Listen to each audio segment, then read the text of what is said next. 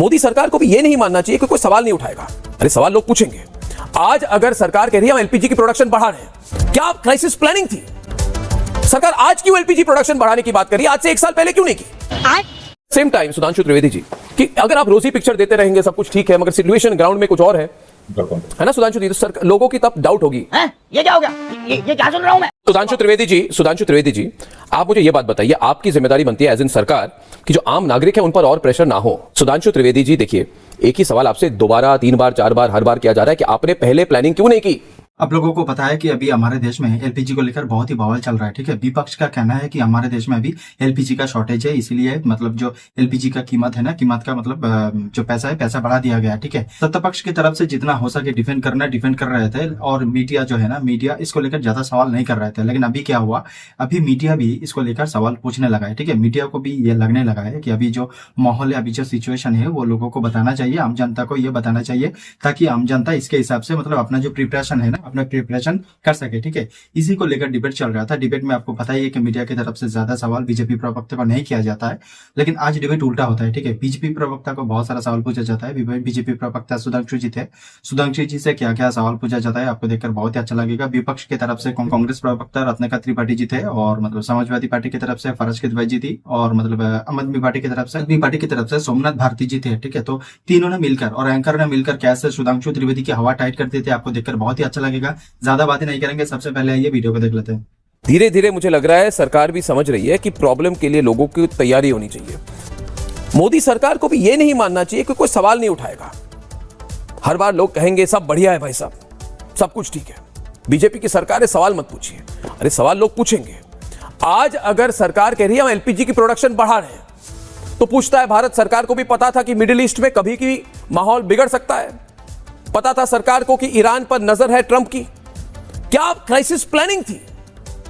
सरकार आज क्यों एलपीजी प्रोडक्शन बढ़ाने की बात कर रही है? आज से 1 साल पहले क्यों नहीं की? जब सबको पता है सिचुएशन बहुत ही टेंस है, कभी भी अटैक हो सकती है।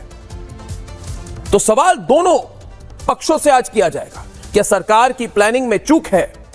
रत्नाकर त्रिपाठी जी, फराज किदवई जी, अगर आप भारत सरकार का समर्थन नहीं करेंगे ऐसे संकट की घड़ी में, हाँ, तो क्या हम ईरान का समर्थन करेंगे, कुवैत का समर्थन करेंगे? हमें भारत सरकार का समर्थन करना होगा। At the same time Sudhanshu Trivedi ji, सरकार को भी सच बताना होगा लोगों को। सरकार को भी नैरेटिव मैनेजमेंट नहीं करनी होगी। सरकार को क्लियरली डायरेक्शनली बताना होगा कि सिचुएशन क्या है ग्राउंड पे, हकीकत क्या है। कि अगर आप रोजी पिक्चर देते रहेंगे सब कुछ ठीक है, मगर सिचुएशन ग्राउंड में कुछ और है ना सुधांशु जी, तो लोगों की तब डाउट होगी कि आप कर क्या रहे हैं। तो आप मुझे बताइए कि क्राइसिस जो ये संकट है ये कितनी सीरियस है? एलपीजी वाली, पहले एलपीजी वाली और उसके बाद पेट्रोल डीजल की बात करें। देखिए, हाँ, मैं आपको बताना चाहता हूं अर्णव जी। देखिए, पहली बात, आज के इस सूचना क्रांति या सूचना विस्फोट के दौर में जब लगभग सबके हाथ में स्मार्टफोन है, कोई कहे कि मुझे जानकारी नहीं है, अब विश्व में कहीं कुछ भी होता है सबको यह बात पता है। चुनौती कितनी गंभीर है इसका प्रमाण यह है कि स्ट्रेट ऑफ हरमूज यानी हरमूज के जलडमरू मध्य के पूरब की तरफ जितने देश पड़ते हैं, जहां उनसे सबसे ज्यादा ऑयल की सप्लाई आती है, उन देशों में हालात क्या है? Pakistan, Bangladesh, Sri Lanka, Philippines, Malaysia, Indonesia, हालत क्या है? 4 day week, all school colleges closed, petrol पे राशनिंग, 2 व्हीलर को 2 लीटर और 4 व्हीलर को 10 लीटर पेट्रोल, और उसके बाद जो अफरा तफरी मची हुई है वो अलग। उसकी तुलना में आप देखें तो भारत में स्थिति कंपैरेटिवली बहुत बेहतर है। स्थिति की तुलना यह हो सकती है, हम जहाजों को मूव करते हुए देख रहे हैं कि समुद्र में सुनामी आई हुई है, अगल बगल के जहाज उल्टे जा रहे हैं, हमारे जहाज पर भी झटके लग रहे हैं, मगर उस झटके के लिए यह नहीं कहा जा रहा है कि जहाज का कैप्टन किस कुशलता से चला रहा है। झटके के लिए दोष जहाज को है, सुनामी की तरफ नहीं देखना है। अब एलपीजी का मैं उदाहरण देता हूं। देखिए, एलपीजी की जो स्थिति है और क्रूड पेट्रोलियम में एक मूलभूत अंतर है। जो लोग थोड़ा भी समझते हैं, लिक्विड के मुकाबले गैस को कंटेन करना ज्यादा मुश्किल होता है। एलपीजी में लीकेज ज्यादा होती है, इसलिए 3 हफ्ते से ज्यादा का स्टोरेज आप नहीं कर सकते, जबकि पेट्रोलियम प्रोडक्ट में आप 3 महीने 4 महीने तक का स्टोरेज कर सकते हैं। हम आपके घर में सिलेंडर अगर 1-2 महीने रखा रह जाए तो आप देखते हैं कि उसका वेट थोड़ा कम हो जाता है। इसलिए जो लोग ये कह रहे हैं कि एलपीजी का पहले से प्रोडक्शन नहीं किया, उन्हें यह बात पता होनी चाहिए कि टेक्निकली एलपीजी को बहुत लंबे समय तक स्टोर करके नहीं रखा जा सकता। तो जैसे ही परिस्थिति चुनौतीपूर्ण बनी, सरकार ने एलपीजी का स्टोरेज प्रोडक्शन बढ़ाना शुरू किया। दूसरी बात, जब सरकार के पास 2 से 3 हफ्ते का स्टोरेज है तो 2-3 हफ्ते बाद क्राइसिस आती तो समझ में आता, परंतु यह क्राइसिस ज्यादा भीषण इसलिए होती हुई दिखाई पड़ने लगी क्योंकि विपक्ष ने एकदम से, एक सांसद थे उन्होंने तो खुलेआम कहा कि भाई जितनी एलपीजी खरीद के रख सकते हो रख लो, आने वाले समय में कितनी बड़ी समस्या हो जाए। इसलिए आप देख सकते हैं कि जनता के मन में मानी हुई बात है, एक संशय उत्पन्न होता है और इसलिए जो बुकिंग्स हैं और वो ज्यादा होने लगी और इसलिए कमर्शियल सिलेंडर्स पे रोकना पड़ा। एक वस्तुस्थिति है, सबको पता है, इसमें कोई किंतु परंतु की गुंजाइश किसी भी प्रकार से नहीं है कि कोई कहे कि कोई समस्या नहीं है। हाँ, अब सरकार क्या कर सकती है? जो लोग कह रहे हैं सरकार ने पहले क्यों नहीं किया और आज क्या किया, दोनों उदाहरण देते हैं। सरकार इसको डिप्लोमेटिकली हैंडल कर सकती है। ईरान ने भारत के जहाजों को आने का मौका दिया, हमारे कई तेल टैंकर रूस के साथ भी आ रहे हैं। एलपीजी गैस लेने की जो स्थिति है वो अब जब कतर से वो बाधित हो रहा है, सुधांशु जी, मैं आपसे एक रिक्वेस्ट करना चाहता हूं। हाँ जी, मैं सरकार पूरी कोशिश करे, प्रधानमंत्री खुद पूरी कोशिश करे, इस पर कोई दो राय नहीं है, मैं समर्थन करता हूं आपका, मगर मैं सिर्फ चाहता हूं कि आप इन कॉन्फिडेंस ले ले भारत के लोगों को। आप अगर हमें कहें कि देखिए लोगों को अगर आप कहेंगे, नोटिस भेजेंगे कि आप 80% कम कर दीजिए, 20% कम कर दीजिए, लोग कम करेंगे अगर आप उनको स्ट्रेट फॉरवर्ड समझाएंगे कि प्रॉब्लम क्या है।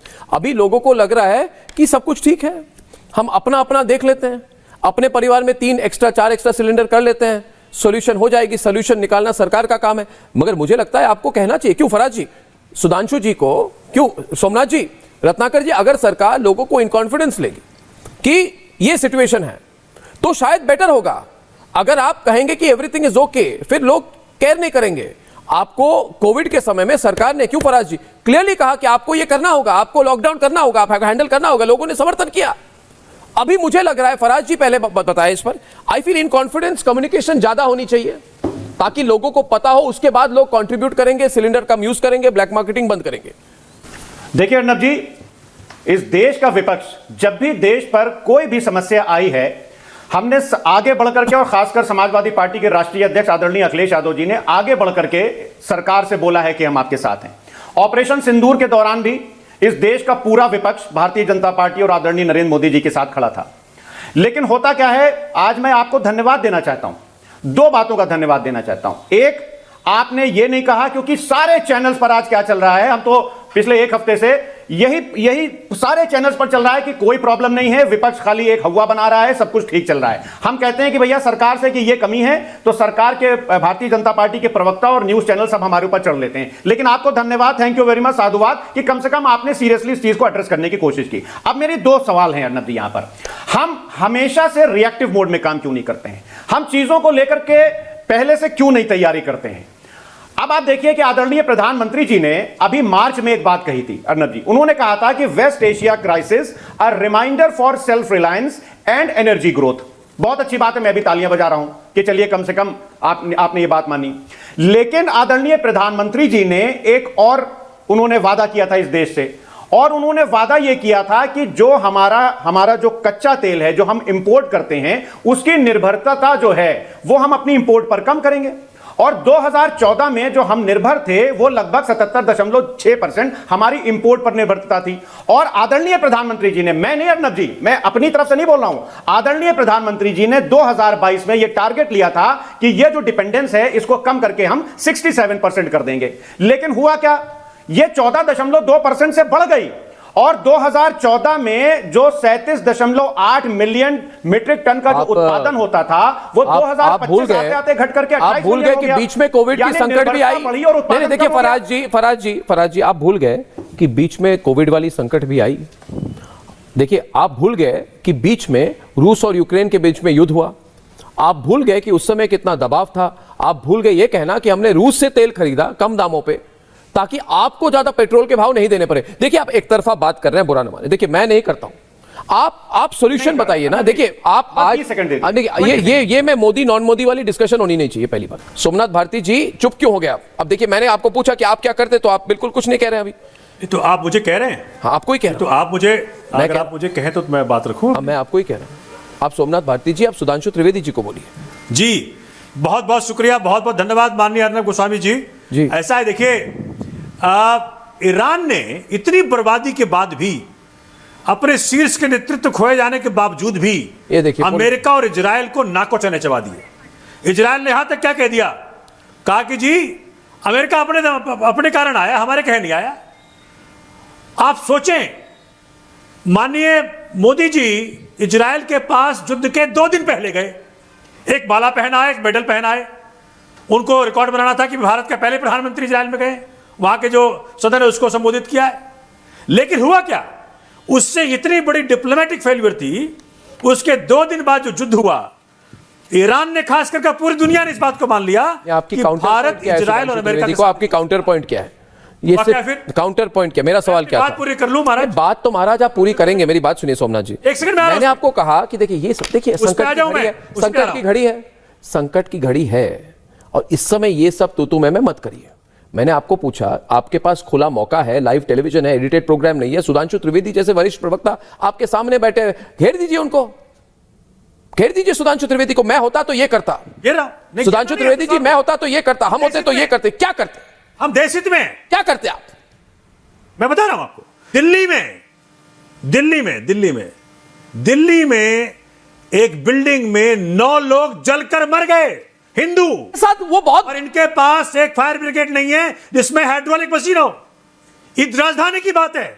अरे कहीं युद्ध हो गया तो क्या लेना देना सोमनाथ जी? देश को झोंक दोगे आग में क्या? अरे आप जनरल पॉइंट कर रहे हैं, आप देखिए। नहीं अभी पहली बात आप नहीं सोमनाथ जी, आप मुद्दे पे नहीं आ रहे आप, मगर मैं सबको मौका दूंगा। 9 लोग जल के मर नहीं आप मैं ईरान की बात कर रहा हूं, आप दिल्ली में जो आग लगी उसके बारे में बात करें, इसका कोई लेना देना नहीं है। अब मैं बताता हूं कि हमने किया क्या, और यह भी याद दिलाना चाहता हूं, एलपीजी के कूपन मिलते थे, सांसदों को 25 कूपन मिलते थे, जिसको चाहो एलपीजी सिलेंडर देना। तो पुरानी बात हो गई सुधांशु जी, सुधांशु जी वो पुरानी बात हो गई। मैं आपको आज की बात मैं रियली चाहता हूं, ये बहुत सीरियस, लाखों लोग लाइव स्ट्रीमिंग में देख रहे हैं, लाखों लोग देख रहे हैं। मैं सुधांशु त्रिवेदी जी आपसे सिर्फ एक सवाल रिपीटेडली कर रहा हूं कि 12 तारीख की जो सरकारी, मान्यवर मेरी बात सुनिए, कि 12 तारीख की अगर मैं सरकारी, मेरी बात सुनिए सुधांशु जी, 12 तारीख की अगर मैं सरकारी न्यूज ब्रीफिंग को सुनूं, मेरी बात पूरी होने दीजिए। 12 तारीख को कुछ आप कुछ और कह रहे थे, 20 तारीख को कुछ और कह रहे हैं। अरे यानी कि सिचुएशन तो ज्यादा सीरियस हो गई ना सुधांशु जी। जो इन्होंने कहा सरकार ने पहले से, अरे भाई सुनिए तो, पहली बात जो सरकार ने पूरी प्लानिंग की है, इतनी देर में मैंने अपनी बात कर दी होती जितना आपने बीच में डिस्टर्बेंस किया। 3 ही वाक्य की बात थी। अब मैं बताता हूं सरकार ने क्या, हमने कहा उस समय ट्रेनें रुक गई थी, आज ट्रेन का 100% इलेक्ट्रिफिकेशन हो गया है, यानी अब डीजल से ट्रेन नहीं चलती। वो भारत सरकार की दूरदर्शी नीति थी। अब आइए साहब, इथेनॉल 20% मिक्सचर हो गया है 1 अप्रैल से, तो 20% हमारी डिपेंडेंस क्रूड ऑयल पे कम हो गई है। ईवी व्हीकल्स को जो हमने बढ़ाया, और अगर आप लोगों ने समस्या ना क्रिएट की होती तो हमारी सोलर में और भी कंपनी आ गई होती, वो भी भारत सरकार ने मदद की। आप सोचिए यदि मोदी सरकार के दूरदर्शी नीतियां नहीं होती, इलेक्ट्रिफिकेशन ऑफ रेलवे से लेके एथेनॉल ब्लेंडिंग से लेके, आप मुझे ये बताइए मुझे सुधांशु त्रिवेदी जी, आप मुझे ये बात बताइए, आपकी जिम्मेदारी बनती है एज इन सरकार कि जो आम नागरिक है उन पर और प्रेशर ना हो। Am I right? आपको ये कहना चाहिए कि और प्रेशर नहीं होना चाहिए। आपने इथेनॉल लाया, सियान एग्रो जो गडकरी साहब के लड़के की 3-4 साल पुरानी कंपनी है, शेयर 10 रुपए से 1100 करीब चले गए। आप रेलवे की बात कर रहे हैं, आपकी बुलेट ट्रेन अहमदाबाद वाली जो 90,000 करोड़ में बननी थी, वो अभी 5 दिन पहले वहां बताया गया कि नहीं, वो अब 1,90,000 करोड़ में बनेगी। कौन देगा वो 1,00,000 करोड़ रुपया? जनता ना देगी। कितना कम कर देंगे? अपने घर से लाएंगे? बता रहे थे यहां एक्साइज। और आपने क्या किया महाराज? पैनिक बुकिंग लोग कर रहे हैं, आप कर रहे हैं। आपने आपदा में अवसर ढूंढा। जब आपको प्रोडक्शन बढ़ाना था तो आपने पैसा बढ़ाया। आपने प्रोडक्शन क्यों नहीं बढ़ाई? रत्नाकर जी जरा मुझे बताइए। एक मिनट रत्नाकर जी, एक काउंटर क्वेश्चन करता हूं। अभी आपसे देखिए, आप ये देखिए, एक मिनट रत्नाकर जी, आपने कहा कि आपने प्रोडक्शन क्यों नहीं बढ़ाई? 2004 और 2014 के बीच में बहुत संकट सामने आए, तो आपने क्या कहा? आपने ये बोलकर पल्ला झाड़ लिया कि पैसे पेड़ पर नहीं उगते, पैसे पेड़ पर नहीं उगते आपने कहा। जब संकट आई आपके समय, सच बोल रहा हूं, आपने प्रोडक्शन क्यों नहीं बढ़ाई? आपने डोमेस्टिक एलपीजी प्रोडक्शन क्यों नहीं बढ़ाई? पूछता है भारत। आप क्या झूठ? मैं नहीं बोलता, आप बोलते हैं। मैं नहीं बोलता। जब संकट सरकार की गलती के कारण नहीं है, ये संकट सरकार की गलती के कारण नहीं है। आप कृपा करके पक्ष विपक्ष करना बंद करें, ये राष्ट्र विरोधी बात है। अरे छोड़िए, कितना बचाएंगे? क्या बचाने की बात है? ये आपके कारण, आप लोगों का मनोबल तोड़ना चाहते हैं। आज आप बोल रहे हैं रशिया से सस्ता तेल लेते थे, जब मार पड़ने लगी एलपीजी की तो पैसा बढ़ा दिया 60 रुपया। अरे भैया, रत्नाकर जी अभी डिबेट खोलेंगे, अभी वर्सेस करेंगे। आपने 40 दिन की वेटिंग कर दी है। देखिए सुधांशु त्रिवेदी डिबेट पे आइए, इसी स्क्रीन पे रहे। सुधांशु त्रिवेदी जी देखिए, एक ही सवाल आपसे 2 बार 3 बार 4 बार हर बार किया जा रहा है कि आपने पहले प्लानिंग क्यों नहीं की? आप इजराइल के इतने करीब है, आपको कोई इनसाइड इंफॉर्मेशन तो होगी, और अगर इतने दोस्ती है आपकी इजराइल से, तो इजराइल ने आपको वार्निंग क्यों नहीं दी? सिलेंडर का दाम बढ़ाना सिंप्लीफिकेशन होता है, हमको समझा रहे हैं। सिलेंडर का दाम सरकार नहीं बढ़ा रही, झूठ मत बोलिए। अरे 60 रुपया आप झूठ बोल रहे, आप झूठ है। बांग्लादेश से कर रहे हैं क्या? 60 रुपया हमारे यहाँ बढ़ा है। इस प्रकार से डिफेंड करेंगे लोकल पे कमर्शियल पे 120 रुपया। भैया ऐसी बात कर रहे हैं, किस देश में रह रहे हैं? अरे कमर्शियल के 115 बढ़े, ये भी तो बताइए। डोमेस्टिक के 60 बढ़े। 60 रुपया हमारा भी, 60 हमारा भी बढ़ा ना। अच्छा, सुधांशु त्रिवेदी जी, रत्नाकर त्रिपाठी पूछ रहे हैं 60 रुपए सिलेंडर के दाम क्यों बढ़े, पूछता है भारत। हाँ, मैंने पूछा प्रोडक्शन बढ़ना मैं चाहिए था, बताता तो कैसे हूं, बढ़ा? मैं बिल्कुल अभी जवाब रत्नाकर जी को जवाब देता हूं। आओ बाओ साओ, पता नहीं क्या रत्नाकर जी इतना गुस्से में रहते हैं, हमेशा गुस्सा नाक पे रहता है। अब मैं तथ्यात्मक आधार पे बोलता हूं, बिल्कुल फैक्ट के साथ। जब हमारी सरकार आई, अब ठीक है, अभी दर्शकों को तय करने दीजिए कौन आए बाएं साएं बोल रहा है। अभी दर्शकों को तय करने दीजिए, पर सिर्फ डाटा बोलूंगा। हाँ तो ठीक है, आप बोलने दीजिए ना, अब अपने आप तय करने दीजिए। गलत बोल रहा हूँ। फिर आप बोलने लगे, फिर देखिए बोलने नहीं दे रहे हैं लगातार। अब मैं बात करता हूं। अरे भैया मैं बोल लूं भाई, लगातार बोल रहे हैं, फिर मैं तो आपके बीच में नहीं बोला था ना। अब आपको बोलना हो बोल लीजिए, फिर मैं जवाब देता हूं। अब मैं जवाब दे रहा हूं, फिर बोलते चले जा रहे हैं, पता नहीं क्या हो गया है भाई। आप बोल चुके, आपने अरमान निकाल लिया हो तो मैं बोलूं, परमिशन है। अब मैं बोलता हूं, हम लोग को नहीं सुनाई।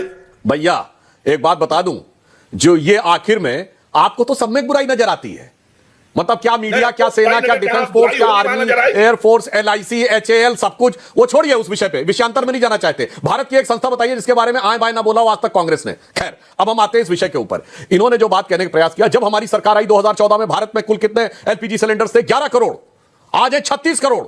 67 साल में जितने थे उसके 3 गुना दिए हैं। उसके बावजूद आज स्थिति क्या, मैं आपके लाखों दर्शकों को कहता हूं, अर्णव जी जाके चेक करें आज कितनी कॉस्ट है, बढ़ने के बाद भी 900 कुछ रुपए का सिलेंडर है। और जब इनकी सरकार थी, जनवरी 2014 में मार्केट में सिलेंडर का रेट था 1241, 1241 रुपए का सिलेंडर था। ना कोई युद्ध हो रहा था, ना कोई क्राइसिस थी। और कोई भी दर्शक जाके चेक कर ले इंडियन ऑयल और हिंदुस्तान पेट्रोलियम के उसके ऊपर। अब देखिए फिर बीच में बोलने लगे, इसीलिए आए बाएं कहते हैं भाई आपको, फिर बोल रहे। अरे दर्शकों को तय करने दीजिए ना, क्या तरीका अर्णव बुला लेते हैं, जैसे चिल्ला चिल्ली करने लगते हैं और कुछ नहीं। अभी चेक करिए क्या तरीका। गाइस, आप लोगों ने वीडियो देख लिया। वीडियो देखकर आपको कैसा लगा कमेंट करके जरूर बताना। आपने ये देखा कि तीनों पार्टी प्रवक्ता सुधांशु जी से तो सवाल पूछे ही, ऊपर से एंकर भी आज बहुत सारे सवाल पूछे जिसके लिए शायद सुधांशु जी रेडी नहीं थे। ठीक है, हिसाब से आज जो मतलब मीडिया की तरफ से जो सवाल पूछा गया, कभी कभी सत्ता से ये सवाल पूछना चाहिए। ठीक है, यहाँ पे मतलब तीनों जो पार्टी प्रवक्ता थे, तीनों पार्टी प्रवक्ता ने जो कुछ भी बताया और एंकर ने जो सवाल पूछा, उस सवाल का जवाब जो सुधांशु जी ने दिया है उसके ऊपर आपको जो राय है कमेंट करके जरूर बताना। ऐसे वीडियो देखने के लिए इस चैनल को सब्सक्राइब कर देना। मिलता है अगले एक नया वीडियो पे।